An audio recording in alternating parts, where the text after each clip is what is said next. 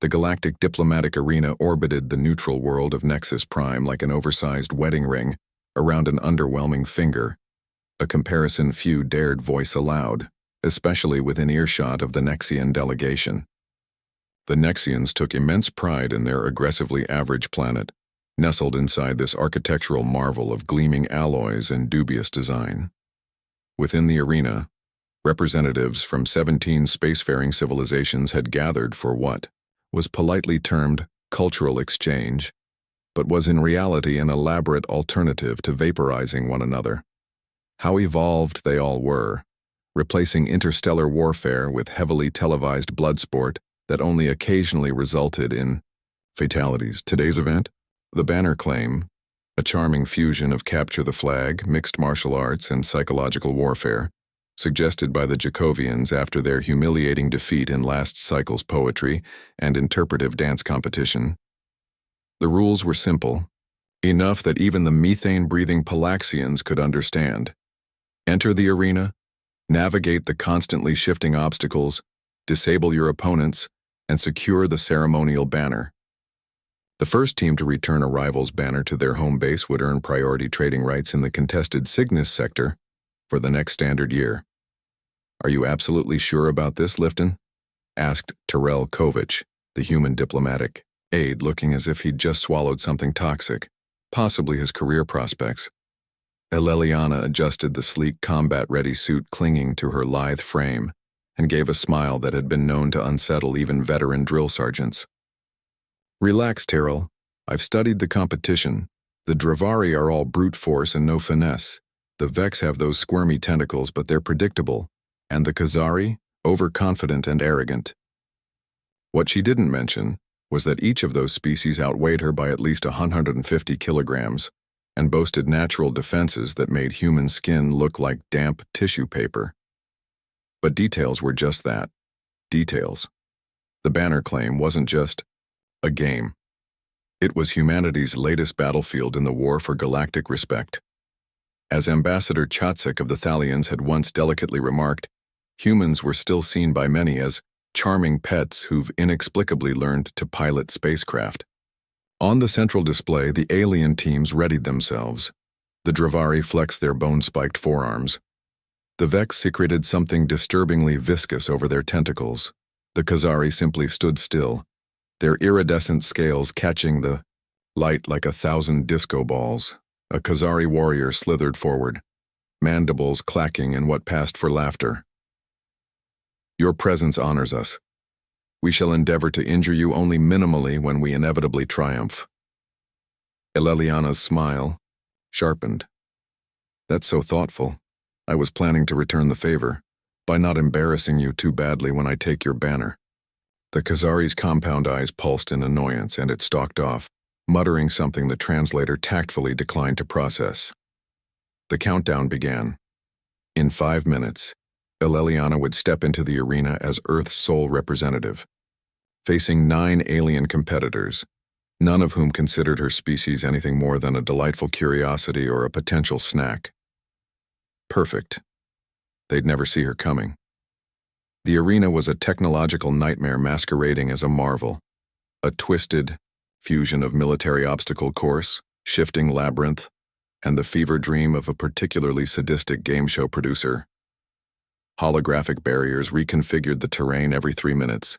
Equalizer turrets randomly blasted competitors with non-lethal but deeply unpleasant deterrents. At the center, 4 banners, each representing a species. The objective: retrieve another team's banner and bring it home. As the Nexian official droned through the rules, his voice a soporific blend of indifference and protocol, Eleliana sized up the competition. The Dravari resembled upright rhinoceroses with anger issues. Heavily armored and terrifyingly strong, their strategy was likely charge and flatten. The Vex were amorphous, tentacles writhing around a gelatinous core, capable of oozing through gaps a shadow would struggle with. Coordinated like a hive mind, the Khazari were sleek, scaled reptiles with adaptive camouflage and reflexes fast enough to swat flies out of warp. In the stands, diplomats from 13 other species placed their bets. Odds on a human win were So laughably low, Eleliana had asked Terrell to place a quiet wager on her behalf. If she won, that Antarctic vacation cabin was as good as hers. The human appears optimistic, a Palaxian murmured. They always do, came the reply with a bubbling chuckle. Right before reality educates them. Eleliana adjusted her lightweight gear. It looked pitiful compared to the other's armor, but it allowed for speed. She checked her gloves, adjusted the tiny tools on her belt, and ignored the Khazari captain slithering up behind her.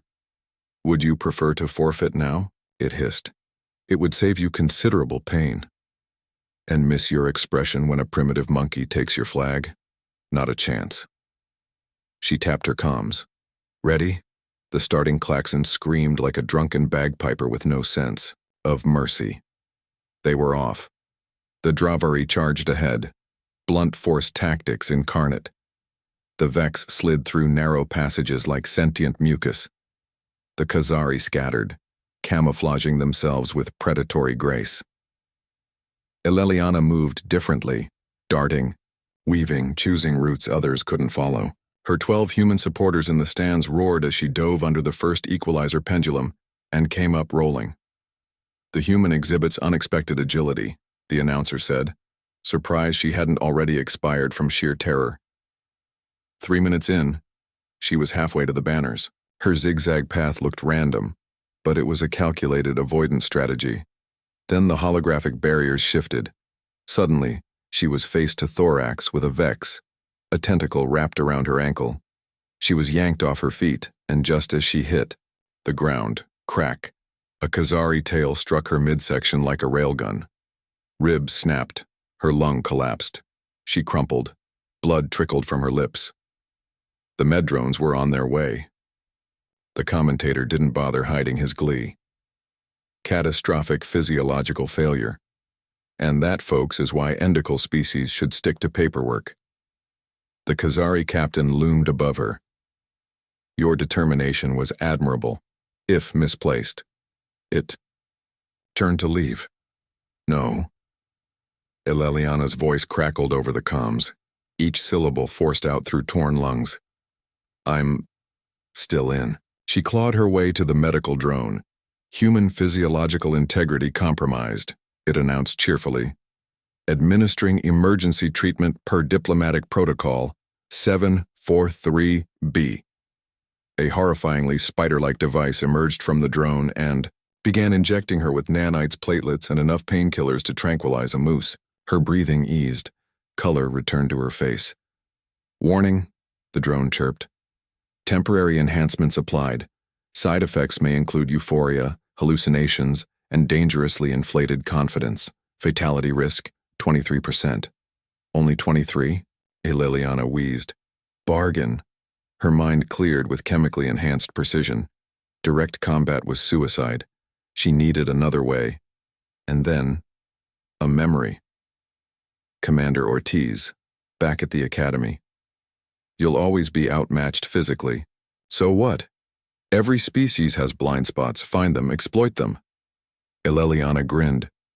She reprogrammed her suit's environmental systems, thermal regulators, EM field generators, even the air processors, into something far more devious. From her belt, she pulled emergency adhesive strips and affixed them to her gloves and boots with precision. The drone beeped disapprovingly. Medical treatment complete, it said. Return to competition or withdraw. She rose. On the central platform, the alien teams were locked in battle. The Khazari moved toward the human banner, expecting zero resistance. They were wrong. Reynolds was already composing his speech, a masterclass in diplomatic spin for what essentially amounted to, we got obliterated. The arena announcer had nearly dismissed the human competitor entirely. It appears the Terran representative will be withdrawn due to catastrophic. Wait, we're receiving an update. Eleliana rose to her feet, each movement deliberate. Pain suppressors dulled the agony, but every breath still felt like inhaling broken glass steeped in lemon juice. Resuming competition, she told the drone flatly. Probability of success remains negligible, it replied.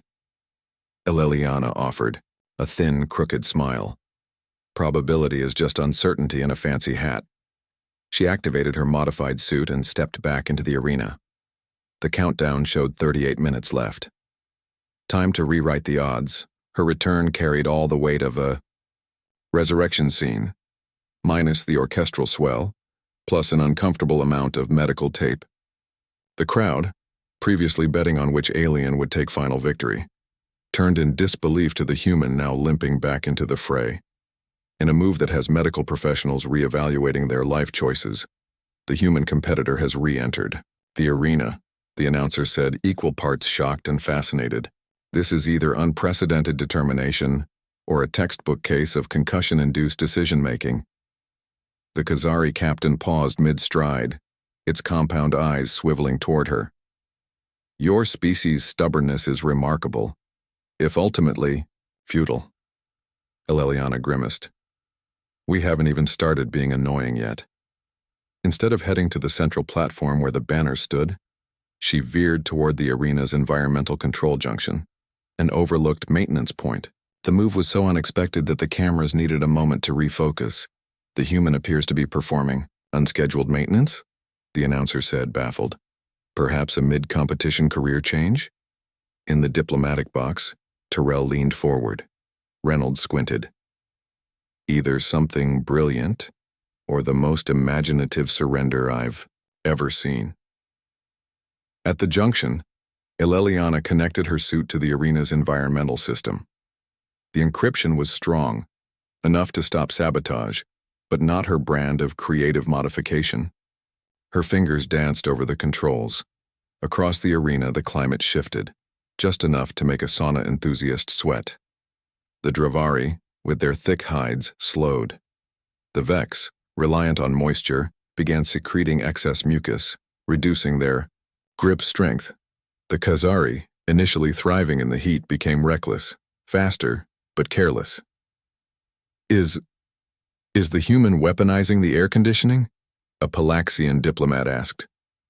Observe the environmental manipulation, a Cetarian scientist noted. She's creating species-specific disadvantages. Eleliana disconnected and moved toward the platform. Her modified gloves and boots emitted electromagnetic pulses, fooling the arena's motion sensors.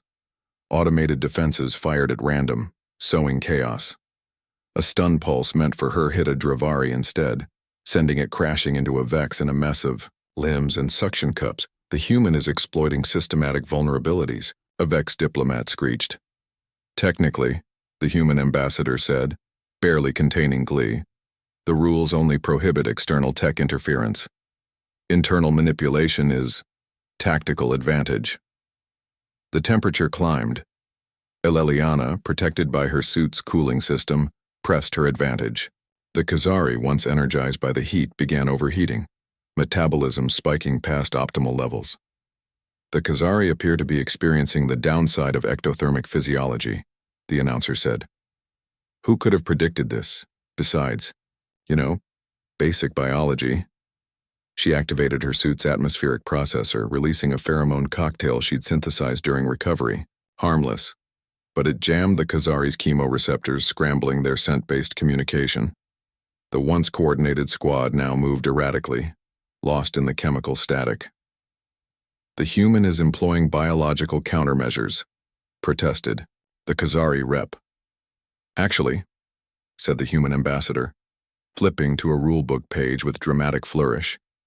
Those are naturally produced defensive secretions. Page 42, paragraph 3. Eleliana reached the central platform. A remaining Dravari lunged. She sidestepped, using its momentum to topple it into the last Clavari. Both collapsed in a tangled heap of claws and swearing. Even alien diplomats began cheering for the underdog. The Palaxians, masters of asymmetric warfare, practically vibrated in approval. The human has turned physiology into strategy, a Cetan scientist said. She's using the environment as a weapon. Eleliana closed in on the Khazari banner. The captain, ignoring its scrambled senses, charged her visually, just as she'd hoped. She triggered a pulse from her gloves that scrambled compound eye, vision into a kaleidoscopic mess. The Khazari froze, stunned by a world gone abstract. And that, folks, the announcer said breathlessly, is why you don't bet everything on evolution when your opponent eats science for breakfast. She reached for the banner. The Khazari captain lashed out, but Aleliana dropped low in a combat roll that likely horrified her instructors. Pain exploded through her ribs, but she didn't stop. With a desperate lunge, she tore the banner from its stand. The human has the Khazari banner. The announcer's voice climbed to helium heights. In defiance of biology, probability, and basic survival instinct, the captain's shriek shattered glass and stunned Apaxian unconscious. Aleliana surveyed her exit routes, each one blocked. Then inspiration struck. She ran straight toward Khazari territory. Either tactical brilliance or terminal confusion, the announcer whispered. Expecting her to flee toward the human zone, the alien teams were caught off guard. Her unexpected move bought her exactly 2.7 seconds. It was enough. At the Khazari boundary, she activated her final modification. Her boots' electromagnetic fields reversed polarity, interacting with arena, gravity to propel her in a leap over the stunned defenders, straight toward the human side. That can't be legal. A Khazari diplomat bellowed. Gravity manipulation falls under Section 7, Paragraph 12, Reynolds said smugly. Precedent, the Palaxian hover race controversy. Last cycle, competitors surged after her. Dravari, Vex, Khazari, predators closing in. But Aleliana, boosted by chemically enhanced speed and sheer human stubbornness, crossed into the human zone and slammed the banner home. The arena exploded into chaos. Cheers, gasps, and a few quiet sobs of financial ruin. Lieutenant Aleliana, Kovich has done the impossible, the announcer said with reverent awe. One human has outmaneuvered 3 of the galaxy's most elite species. Drones swarmed her, flashing warnings. Her system neared collapse. She didn't care. The Khazari captain approached, stiff with unfamiliar respect. Your victory brings honor to your species. We may have underestimated you. Barely conscious, Aleliana managed a smile. Funny thing about humans, she murmured, voice cracked and bloodied. We do our best work when you underestimate us. 3 weeks later, the trade rights for the science sector were formally transferred to Earth. The announcement sent interstellar markets into spasms and forced 6 forecasting AIs to reboot. Aleliana, still bandaged beneath her dress uniform, received the gaudy Nexian Medal of Competitive Excellence, something between a disco ball and a tactical hazard. Thanks to her, humanity now had expanded rights in future competitions, prompting rule rewrites galaxy-wide to prevent future human loophole. Exploits out bootleg footage of the match spread like wildfire. Military academies studied her tactics. The Dravari added a new course. Asymmetric threats, when size becomes liability. Even the Khazari launched exchange programs with Earth, their ambassador wincing as he admitted, some human methods merit further examination. The Vex offered her a consulting contract so lucrative Earth reclassified it as a matter of national security. At the reception, Aleliana stood amid diplomats suddenly fascinated by Earth culture and tactics. The real win, Reynolds whispered, isn't trade rights. It's that no one here will ever see humans the same way again. The Khazari diplomat bowed. Lieutenant Kovich, we request your presence to address our strategic command. We believe your perspective will prove enlightening.